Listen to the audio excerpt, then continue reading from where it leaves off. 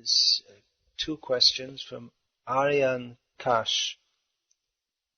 Why does ISKCON not accept evolution, which has withstood criticism for over 150 years? By this, I presume, it's clearly referring to Darwinian evolutionary theory. I have read some of the works of Cremo and Thompson, yet I cannot but be surprised at how evolution is not accepted within ISKCON. It's withstood criticism largely as a matter of bluff. It's almost like sacred doctrine which is taught in the schools and colleges, and no one's allowed to oppose it. Cremo and Thompson in their writings have given ample evidence that the evolutionary theory is flawed. Or at the very least it should be accepted that there are serious grounds to doubt it. So it's the scientific establishment upholds that theory, but I don't think it's going to last very long. Not for more than 1 or 2 generations. There's too much. There are too many scientists who are realizing that the nature of life is far too complex to have been able to arise simply by chance interaction of chemicals. So it's something like Galileo. He only escaped the Inquisition or the Church, the Catholic Church, punishing him or burning him by not propagating what he had to say, because he understood that the doctrine at that time didn't fit with what he could empirically observe. But later people came to accept, although the orthodoxy at the time didn't accept what Galileo said, later the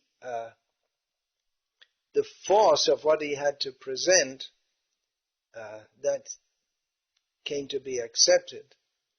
So in the same way, in science, certain paradigms may be accepted for generations, and it may be difficult for people to give them up, but eventually they have to change. Just like Newtonian physics was considered the last word. It wasn't considered that there could be anything beyond this. The Newtonian, not just what Newton himself presented, but everything else that followed in the wake of that, it was presumed that this is it. This is the model for all physics for all time to be. But then certain problems arose in that, and then it was understood that Newtonian physics don't in and of themselves explain everything, and they have to come to a higher level. And we jumped into relativity and uncertainty principles, and almost for a century, scientists in physics have been quite unsure of their theories or actually what's going on. So a similar thing is happening in biology at the present time. You may not be aware, but in the Western world there's a tremendous controversy raging as many scientists, persons who have trained in biochemistry, studying the data available, have come to severely question the Darwinian evolutionary theory. There's Darwin's Black Box was maybe the first book that seriously questioned Darwinian evolutionary theory. I believe that came out in the 1970s. That was by Michael Boer. Let me just check for that. And recently some book was published by ISKCON devotees called Michael Behe's book, Darwin's Black Box. Black box is that which is, they keep that in airplanes, and when they crash they find out the reason. That came out in 1996. Darwin's Black Box, the biochemical challenge to evolution.